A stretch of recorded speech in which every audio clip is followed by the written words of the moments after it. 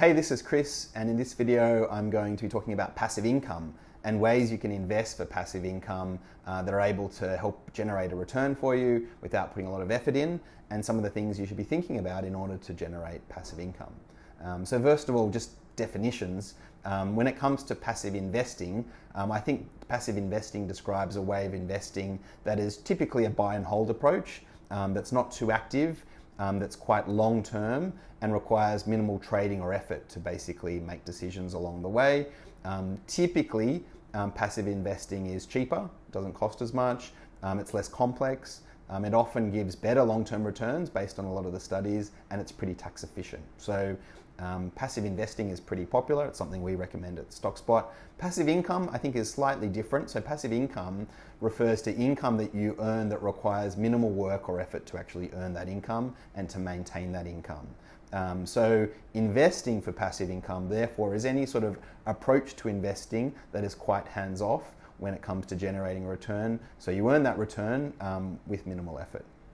Now, I think there are a whole range of different ways that people look to generate passive income.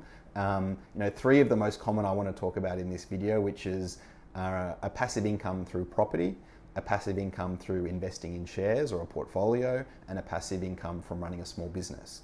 Now, I think all of these are three great options for building a passive income, but probably the thing you need to consider with all of them is how you can actually make that income passive. So when it comes to a property, if you have an investment property and you are actively involved in the management of that property, and I know because I used to rent out my property, it's a hell of a lot of effort. You're getting calls all the time to fix things, this thing's leaking, this thing's broken. It's not very passive at all. It takes a lot of your time to actually keep the tenant happy, to keep the house rented.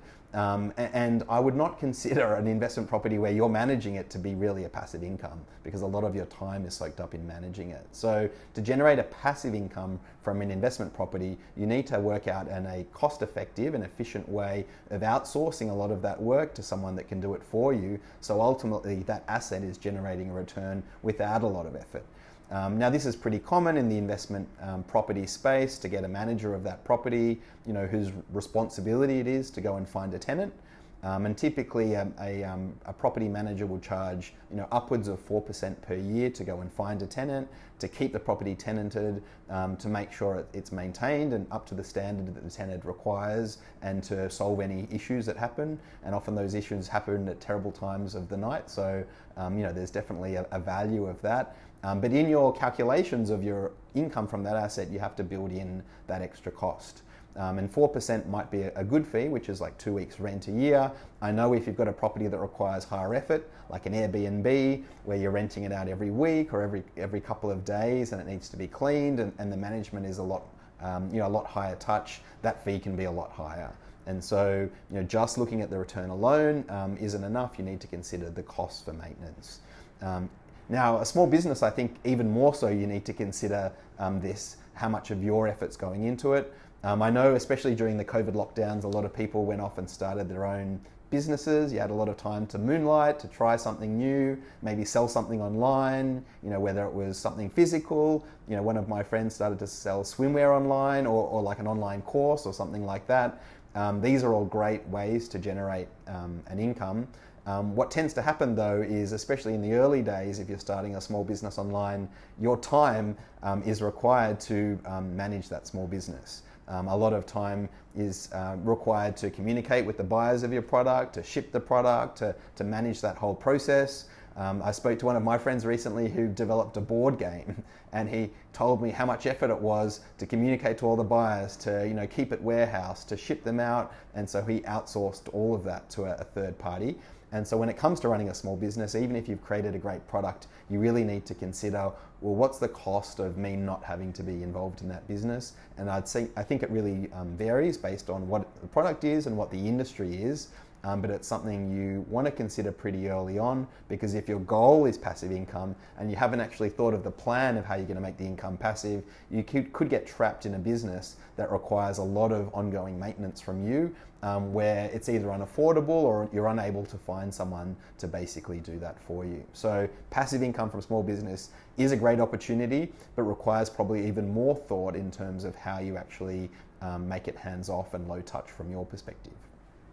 Finally, from an investment portfolio. Now, this is another common way of generating passive income. It's a well-trodden path, and I think a lot of Australians have done it. These days, I think ETFs and index investing make investing for passive income even easier because they provide that sort of diversification level of over your portfolio.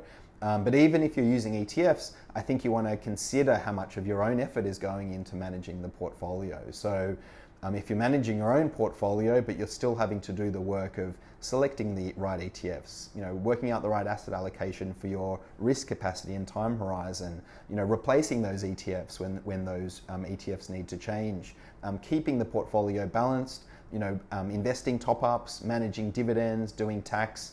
If a lot of your time is spent doing all of this, an income that you thought was quite passive might soak up tens or even more hours per year in management. So working out how you can outsource that is the key to generating a real passive income. I think it's one of the great benefits of using an automated service, which is like the sort of service we've built at Stockspot, and there's others out there that really are about how can they take that time off your hands and give it back to you so you don't have to manage your own portfolio. So there are 3 different ways that you can generate a passive income. Through either property, through running your own small business, or through investing. The secret, I think, is not thinking about the income as much as you're actually thinking about the passive side. How do you take all that work off your hands so that you're basically making money while you sleep? Because I think if you can create a passive income that generates money when you sleep, you're successful, and you've done it successfully, because then there's nothing you need to worry about.